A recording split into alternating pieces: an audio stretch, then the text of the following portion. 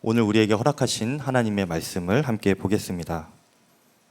시편 23편 3절 말씀인데요. 우리 함께 읽어보도록 하겠습니다.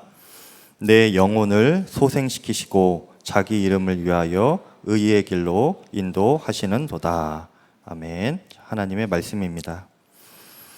지난 시간 우리가 시편 1절과 2절을 통해서 선한 목자가 양에게 궁극적으로 무엇을 가장 원하는지 알 수 있었습니다. 그것은 환난이나 고난이 아니라 평안이었습니다.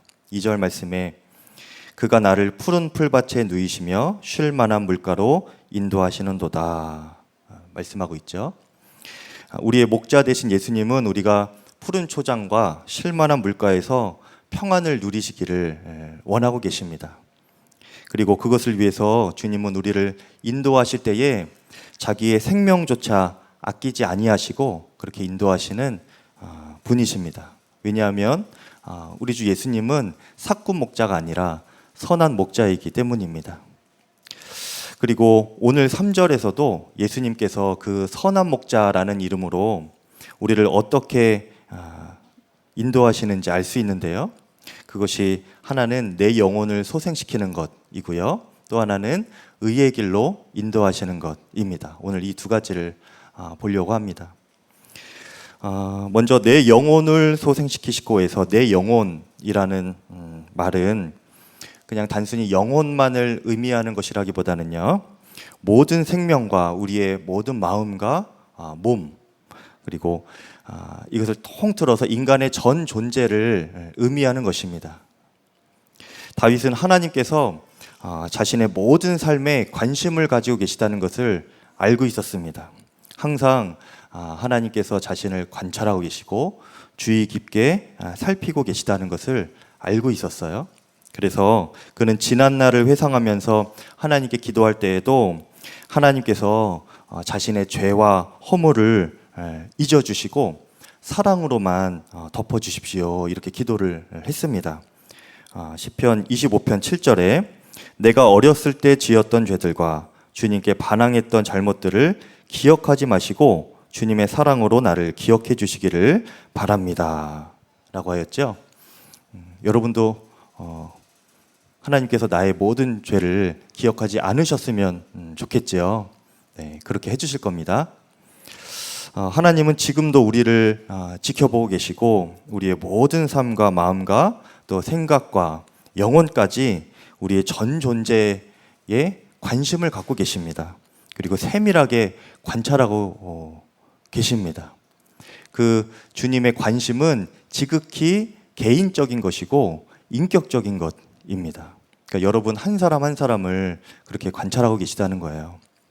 마치 양떼를 돌보는 목자가 매일 한 마리 한 마리 양의 숫자를 세면서 그 한 마리 한 마리의 상태를 살펴보는 것처럼 예수님은 항상 우리를 군중으로 보지 않으시고 한 사람 한 사람으로 보시면서 그 삶을 주목하시고 살피시고 또 인격적으로 대해 주시고 그렇게 나의 모든 것에 관심을 갖고 계시다는 것입니다.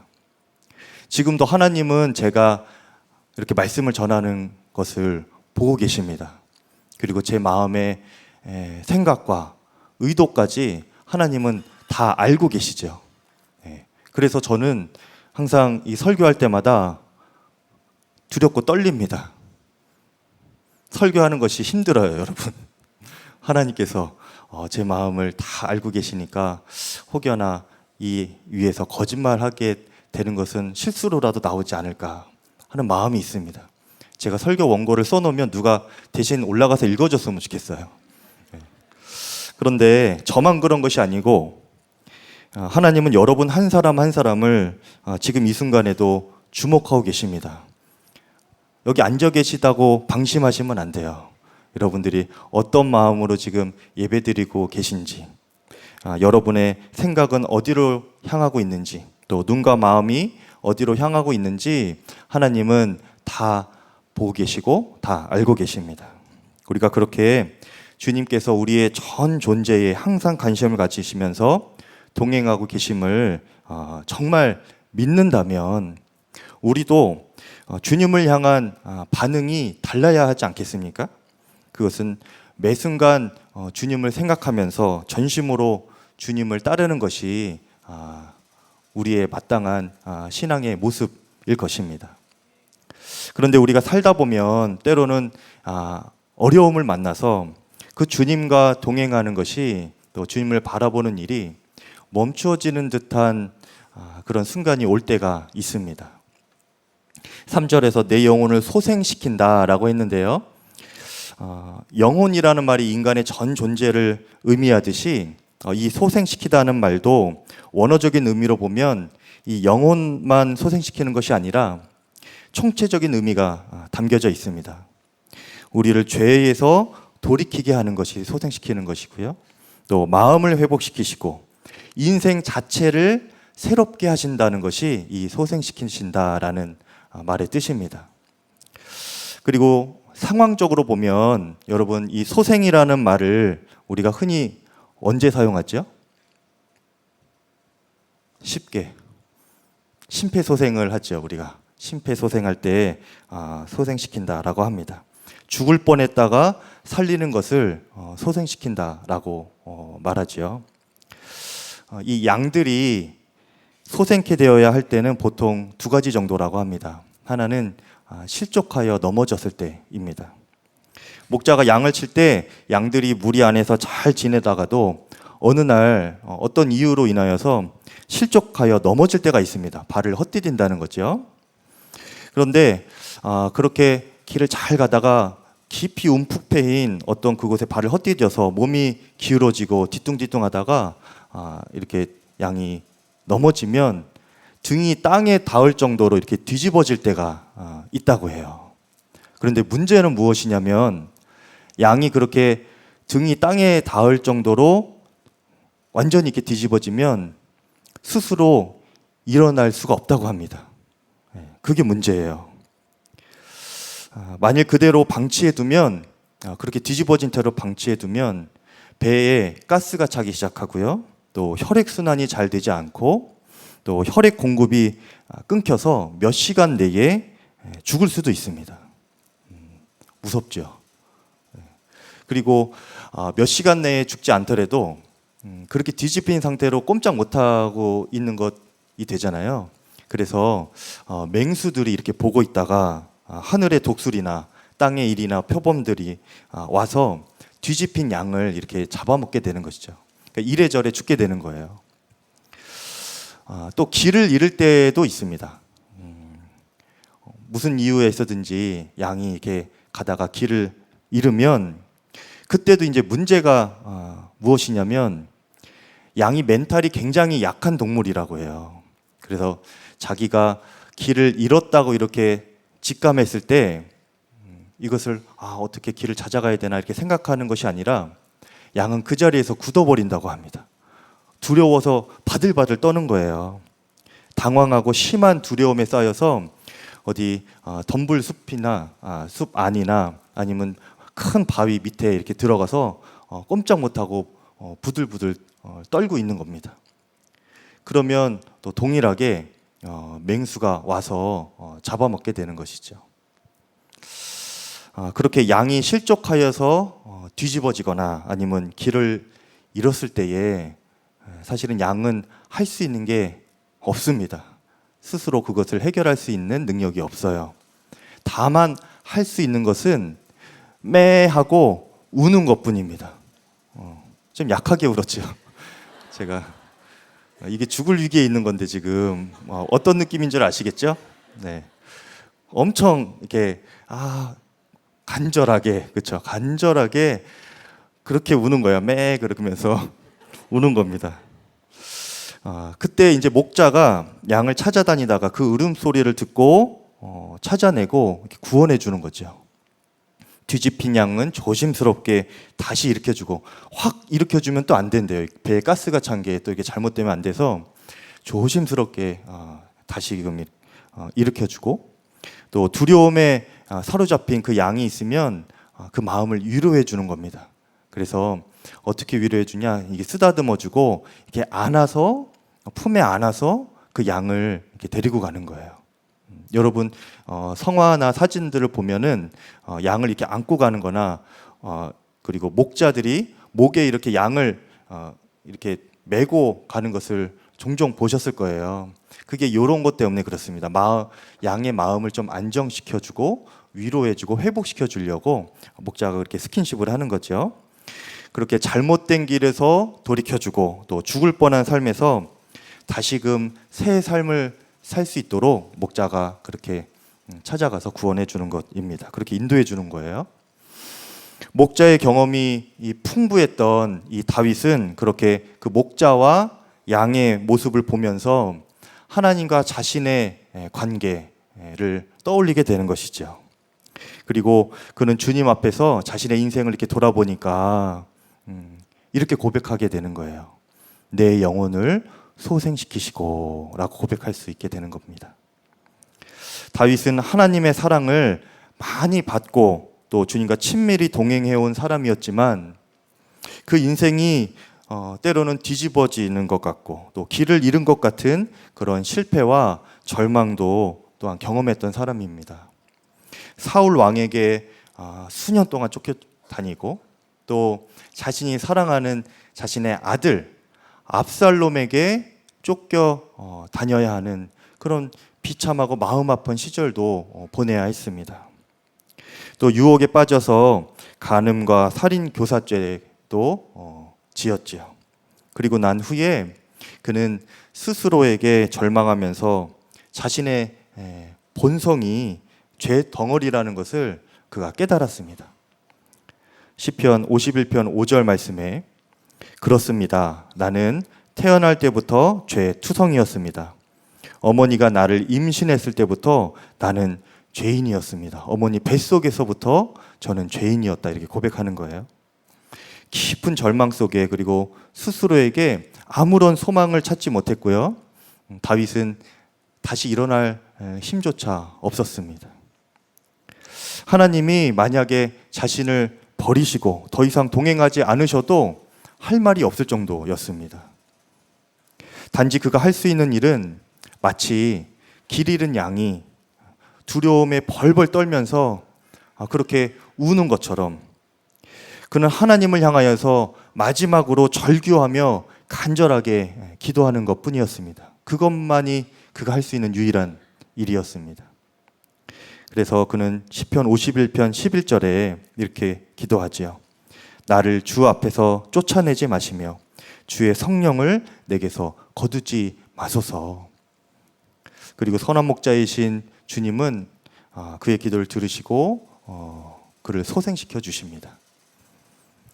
많은 사람들이 이런 상황을 놓고 이야기할 때 그래서 기도가 중요하다 이렇게 이야기하는 것에서 끝이 나곤 합니다.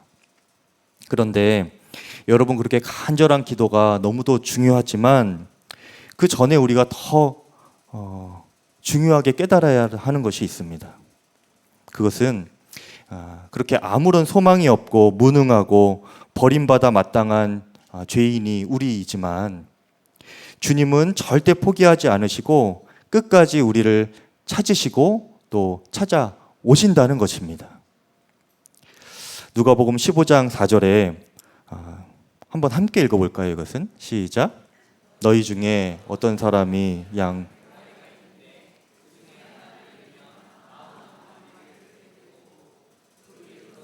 찾아내기까지 찾아다니지 아니하겠느냐. 그렇죠?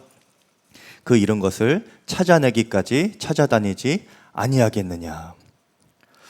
예수님은 우리를 끝까지 쫓아오시고 마침내는 찾으셔서 그렇게 간절하게 외치는 기도를 들으시고 우리를 소생케 하시는 선한 목자이십니다. 절대 포기하지 않으시고요. 끝까지 찾아낼 때까지 찾아내시는 그분이 주님이십니다.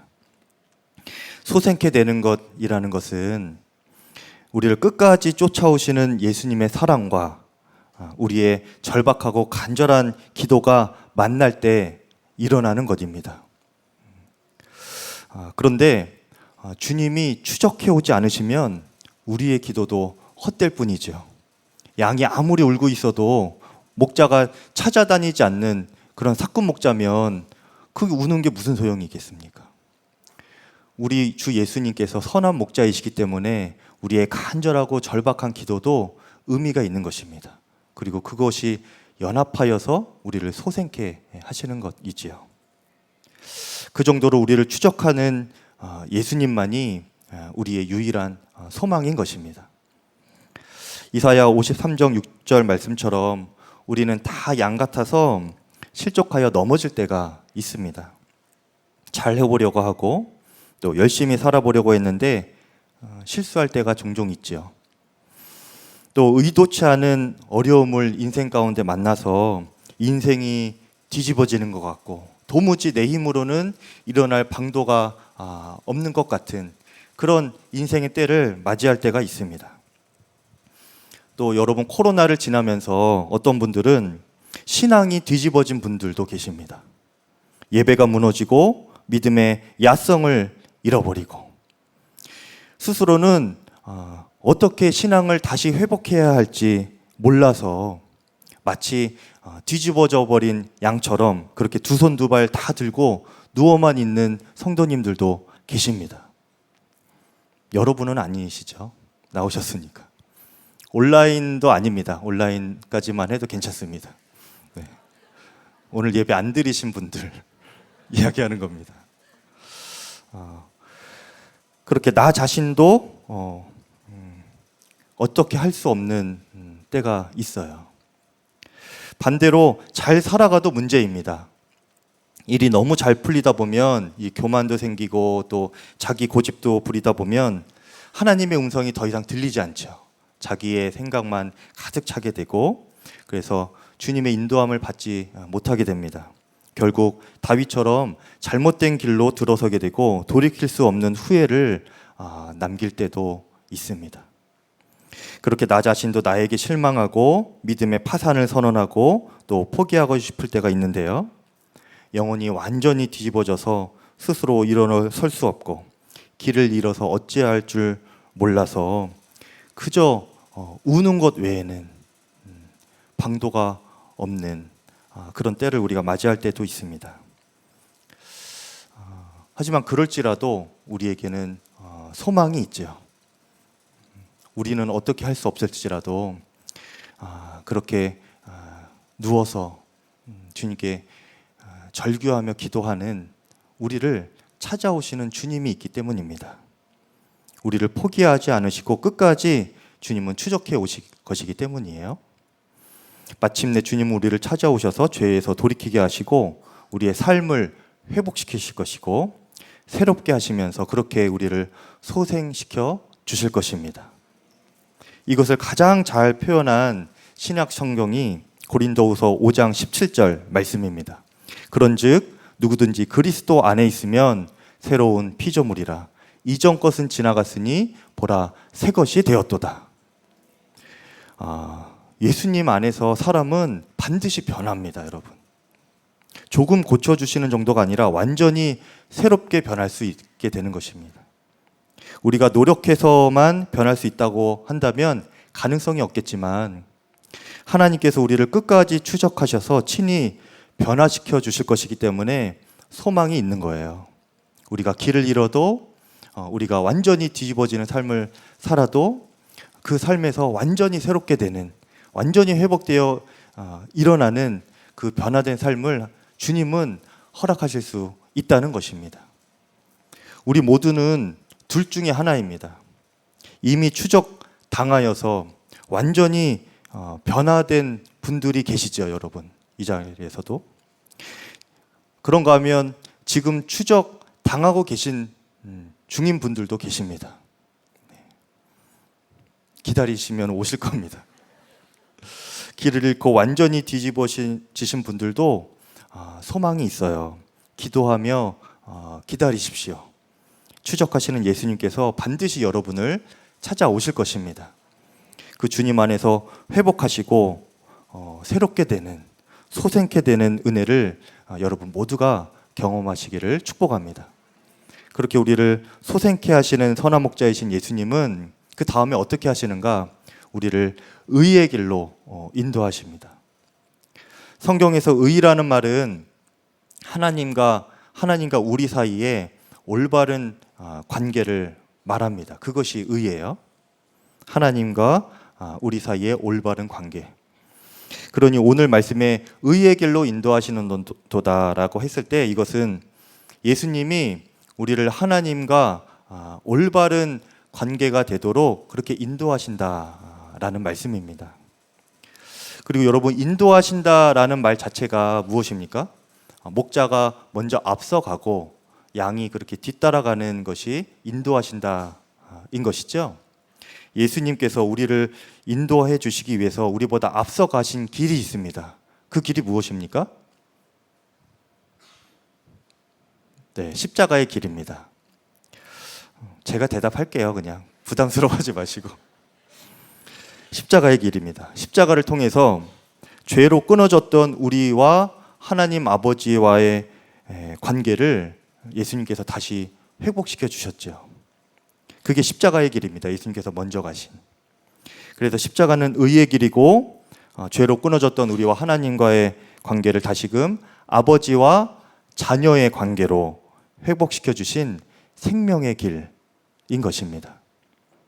그리고 주님은 자신이 먼저 그 십자가의 길을 걸어가실 뿐만 아니라 우리를 그 길로 따라오라고 그렇게 인도해 주시는 분이십니다. 누가복음 9장 23절에 또 무리에게 이르시되, 같이 읽어볼까요? 아무든지 나를 따라오려거든 자기를 부인하고 날마다 제 십자가를 지고 나를 따를 것이니라. 아멘이죠. 선한 목자이신 예수님께서 인도하시는 길이 그 십자가의 길인데요, 우리는 그 길을 반드시 따라가야 합니다. 그래야 살기 때문입니다. 실제로 양을 기른 목자로서 여러 해 경험이 있었던 필립 켈러라는 목사님이 계세요. 목사님이신데 양을 그렇게 수년 동안 기르셨던 분이죠. 근데 그분이 양을 이렇게 기를 때 보니까 양들의 특징이 있는데, 양들은 길을 한번 가면 그 길로만 다니는 습성이 있대요. 그래서 만일 양을 그냥 내버려 두면요, 가던 길로 계속 그 길로만 가게 되고, 얼마나 많이 그렇게 그냥 고집스럽게 가는가 하면 그 길에 깊은 고랑이 파여일 정도로 그렇게 그 길로만, 한 길로만 계속 간다고 합니다. 고집스럽게 그 길로만 가는 것이죠. 그러다가 그 깊은 고랑이 파인 곳에 다른 양들이 또 발을 헛디뎌서 넘어지게 되고, 그럼 뒤집어지게 되고, 그럼 또 곤란하게 되기도 하는 거죠. 그리고 이제 풀밭에 도착하면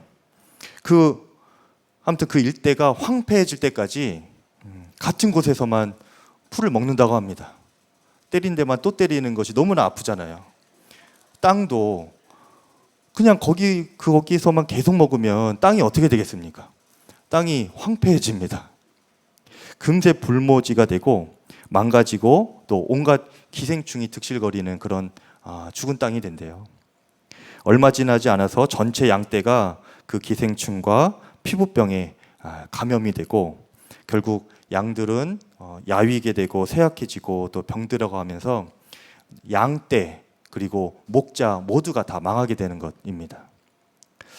양이 그렇게 또 자신과 다른 이들에게까지 손해가 되는 일임에도 불구하고 고집스럽게 자기 습관대로만 하는 그런 습성, 그런 모습들을 보면 참으로 어리석어 보이죠. 그런데 우리도 마찬가지입니다.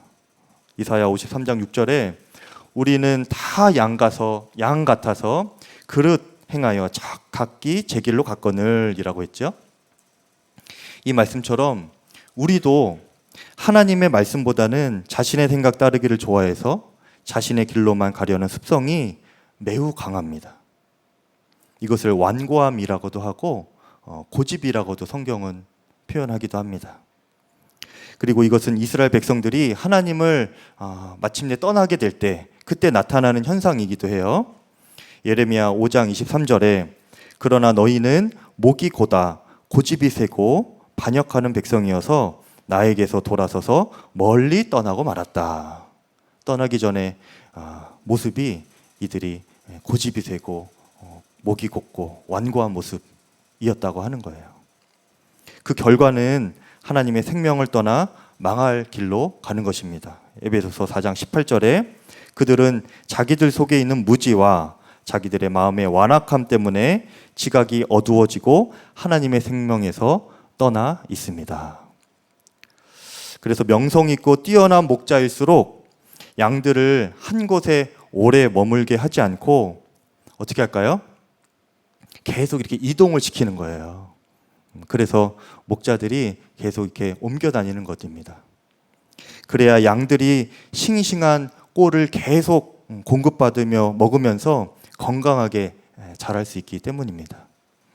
마찬가지로 예수님께서 우리를 의의 길로 인도하신다라고 하는 것은 우리의 생각이 스스로에 갇혀서 굳어지지 않고 완고해지지 않고 고집스러워지지 않고 죄된 습성으로만 살지 않도록 날마다 새로운 은혜와 또 새 생명의 길로 인도하신다는 것이 의의 길로 인도하신다라는 겁니다. 그리고 이 길을 따르기 위해서 우리가 해야 될 것은 무엇입니까? 자기를 부인하고 자기 십자가를 지고 예수님을 따라가는 것입니다. 예수님께서 그렇게 새로운 길로 인도하실 때 우리가 우리 자신의 생각과 고집과 우리 자아를 부인하고 예수님께서 이끄시는 십자가의 길로 함께 걸어가는 것이죠. 많은 사람들이 자기를 부인하는 그 삶을 십자가 순종의 길을 어려워합니다. 어려운 거예요. 어렵습니다. 예수님도 사실은 십자가를 지실 때 피하고 싶으셨습니다. 그렇죠? 그래서 마가복음 14장 36절에 보면 하나님께 아버지여, 아버지는 모든 것을 할 수 있사오니 할 수 있으시거든 이 잔을 내게서 거두어 주십시오. 이것이 예수님의 뜻이었어요. 예수님이 원하는 생각이었죠. 그런데 하나님의 뜻은 예수님이 십자가 지는 것이었잖아요. 그래서 예수님은 그 하나님의 뜻에 순종을 합니다. 자기를 부인하고. 그래서 내 뜻대로 마시고 아버지의 뜻대로 하십시오. 기도하고 예수님이 순종함으로 십자가를 지셨습니다. 자기를 부인하는 것은 잘 안 되는 일입니다. 또 하기 싫은 일이기도 합니다. 한 번에 되지 않는 일이기도 합니다. 예수님이 이것을 잘 알고 계세요. 예수님 자신도 육신으로 계실 때 이것을 체휼하셨기 때문입니다. 하지만 예수님은 동시에 그렇게 순종의 십자가를 지는 길만이 생명의 길임을 더 분명하게 알고 계셨습니다. 그래서 주님은 우리를 날마다 한 걸음 한 걸음씩 자기를 부인하며 걸어가는 그 십자가의 길로 우리를 인도하는 것입니다. 한 번에 안 되어도 한 걸음 한 걸음씩 나를 따라오거라. 이렇게 우리를 인도하고 계시는 것이죠. 십자가의 길이 쉬워서 저절로 되는 길이기 때문에 그렇게 따라오라고 하시는 것이 절대 아닙니다. 어려운 줄 주님도 아세요. 그런데 그렇게 어려워도 순종하며 따르는 것이 바로 십자가의 길입니다. 여러분, 제가 주님 만나기 전에는 TV 보는 것을 굉장히 좋아했습니다. 그리고 온갖 연예계 소식을 제가 다 알아야 했어요. 그래서 제가 별명이 많지 않은데 친구들이 저에게 붙여진 별명이 인천의 조영구였습니다. 조영구 누군지 아시나요? 연예 프로 리포터였는데, 잘 나가는 리포터였는데 제가 그 정도였다는 거예요. 안테나가 항상 서 있어서 드라마 내용이나 뭐 연예가 소식은 다 알고 있었죠, 제가. 그런데 지금도 관심이 많습니다. 좋아합니다. 그런데 제가 지금은 절제를 하는 거예요. 왜냐? 그 TV 보고 연예계에 관심 쏟는 그 시간보다 주의 말씀 보고 또 목회하고 사역하는 것이 저에게 주님께서 주시는 더 주님의 기쁨이라고 여겨지기 때문입니다. 제가 그게 싫어져서 안 하는 게 아니에요. 여전히 하고 싶지만 주님 때문에 절제하는 겁니다. 자기를 부인하고 십자가의 길을 가는 거죠. 조금 이게 가벼운 예화였는데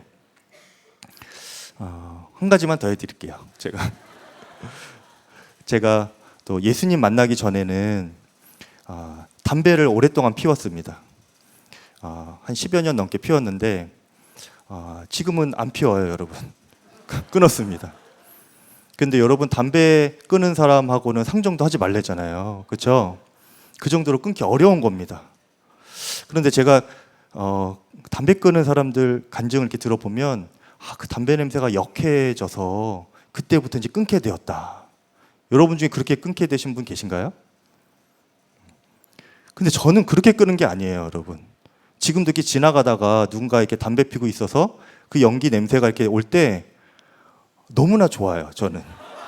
예, 마음에 걱정이 많다가도 그 연기가 들어오면 마음에 안정이 되고 옛 그 삶이 이렇게 떠오르기도 하고 마음이 평안합니다. 그런데도 저는 피우지를 않아요. 왜냐? 제가 피우면 성도님들이 시험에 들지 않습니까? 그리고 하나님께서 기뻐하지 않으시는 것을 제가 아니까, 하나님의 거룩한 전이기 때문에 제 몸이 거기에 순종하는 겁니다, 여러분. 그게 쉬워서 하는 게 아니에요, 여러분. 그게 쉬워서 하는 게 아닙니다.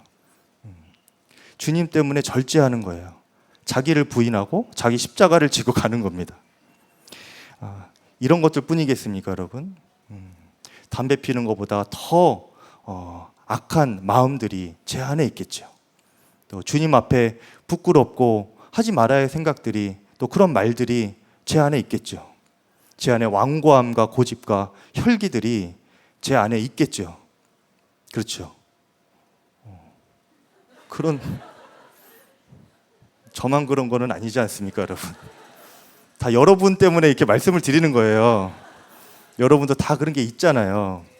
있는데 그것을 부인하고 내가 하고 싶은 말 한 번 더 참고 부리고 싶은 혈기 한 번 더 절제하고 그렇게 화평을 이루려고 노력하는 것 아닙니까? 그렇게 하나님 말씀에 순종하려고 하는 것 아닙니까? 그렇게 자기를 부인하고 자기 십자가를 지고 날마다 주님을 따라가는 것입니다. 주 예수님께서 우리를 그렇게 인도해 가신다는 것이에요. 제가 담배 폈다는 것만 기억하지 마시고 여러분이 여러분의 십자가를 지고 어떻게 살아가야 될까, 그것을 깊이 묵상해 보시기를 바랍니다.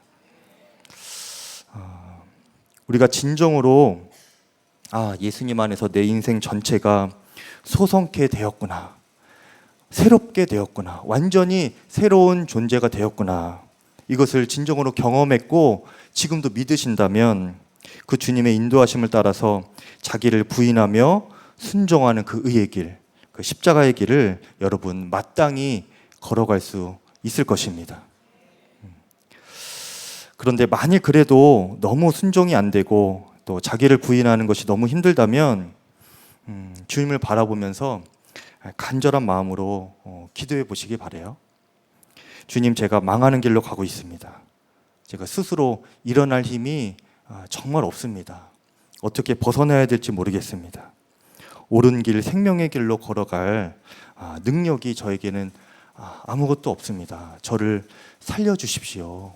이렇게 기도해 보시기를 바라요. 화요일 새벽에 이신우 전도사님께서 인턴 설교를 너무 귀하게 섬겨주셨는데 여러분 꼭 찾아서 들어보시기를 바랍니다. 굉장히 은혜로운 말씀인데요. 그 말씀 마지막에 탤런트 최강희 씨의 예화를 하셨어요. 최강희 씨가 모태신앙으로 교회를 다녔지만 늘 우울증에 시달리셨다고 합니다. 하루하루 왜 사는지도 모르겠고 나는 오늘 죽을까 아니면 내일 죽을까, 언제 어디서 죽을까, 그런 것만 생각하면서 지내셨다고 합니다. 굉장히 심한 우울증이셨나 봐요. 주변에서는 그냥 겉모습만 보면서 당신 착합니다, 천사 같으십니다, 그렇게 하는데 그러면 그럴수록 이 최강희 씨가 마음에 더 깊은 절망에 사로잡혔다고 합니다.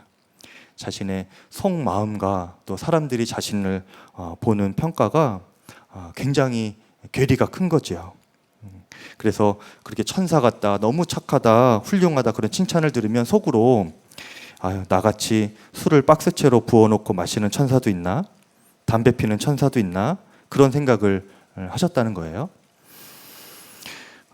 그러다가 어쩌다가 한번 이제 나갔던 그 교회에 예배를 드리게 되었는데 그냥 멍하니 처음에는 앉아 있었다고 합니다. 그러다가 찬양도 설교도 뭐 아무것도 기억이 안 나는데 마지막에 기도를 하는데 예수님께 자기가 그래도 꼭 한마디는 기도를 해야겠다는 마음이 들었대요. 그래서 뭐가 있을까 고민하다가 한마디를 꺼냈는데 그 첫 마디가 이런 기도였습니다. 예수님 살려주세요.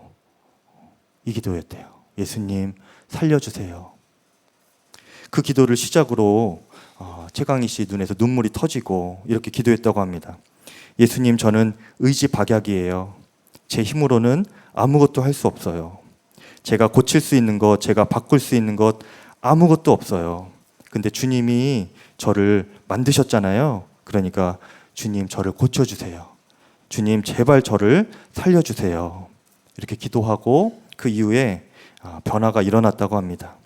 내 안에 계신 예수님이 계신 것이 믿어지고 그 예수님이 소망으로 붙잡아지게 되었고요. 그리고 더 이상 그 끊지 못했던, 끊기 힘들었던 죄도 그 삶도 주님 안에서 끊어지고 고난도 그녀를 두렵지 못하는 그런 삶으로 바뀌게 되었다고 그렇게 간증하는 것을 나누어 주셨습니다. 여러분, 예수님은 지금도 우리를 주목하고 계십니다. 우리의 전 존재를 관심하고 계시고요. 세밀하게 관찰하고 계십니다. 여러분이 작은 신음소리 같이 올려드리는 기도까지도 주님은 다 듣고 계실 거예요.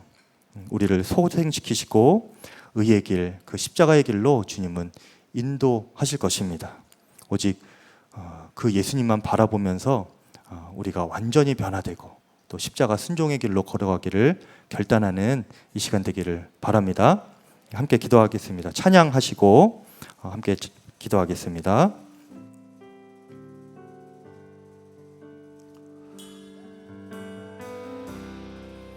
모든 상황 속에서 주를 찬양할지라.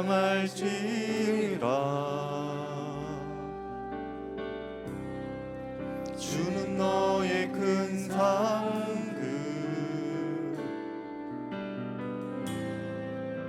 큰 도움이시라.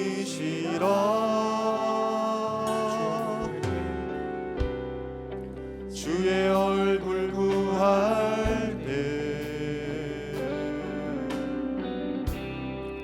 주의 영을 부사 크신 사랑 안에서 주를 보게 하소서.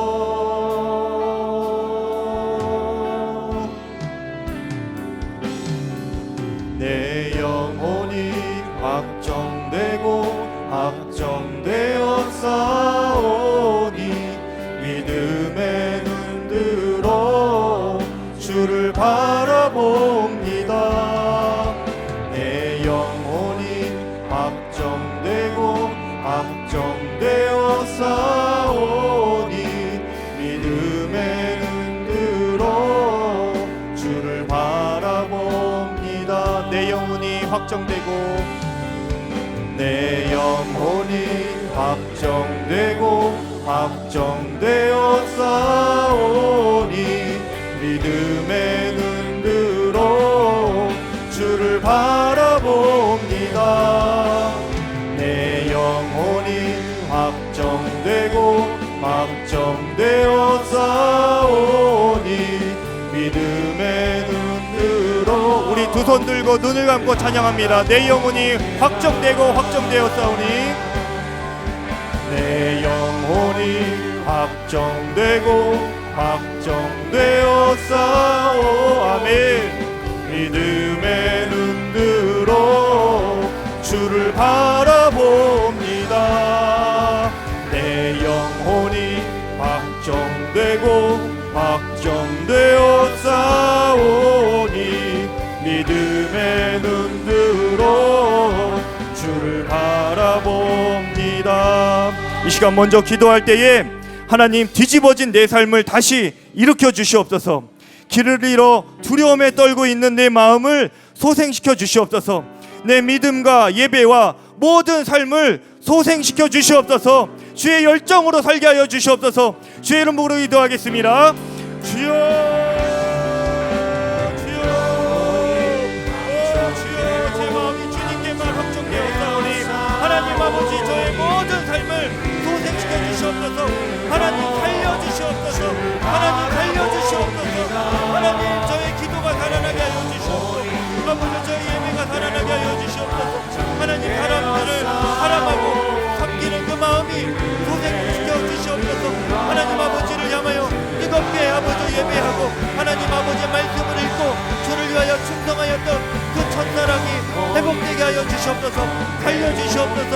하나님, 어두운 길로 가지 않게 하여 주시고 길을 잃어 헤맨 것 같은 아버지와 낙심한 아버지와 나의 심령일지라도 하나님 아버지께서 아버지와 나의 마음에 하나님 아버지와 불을 내려주시고 하나님 아버지와 힘을 더하여 주시고 무릎과 관절에 하나님의 영혼에 하나님 아버지와 주님 능력을 허락하여 주시옵소서. 다시 일어나게 하여 주시옵소서.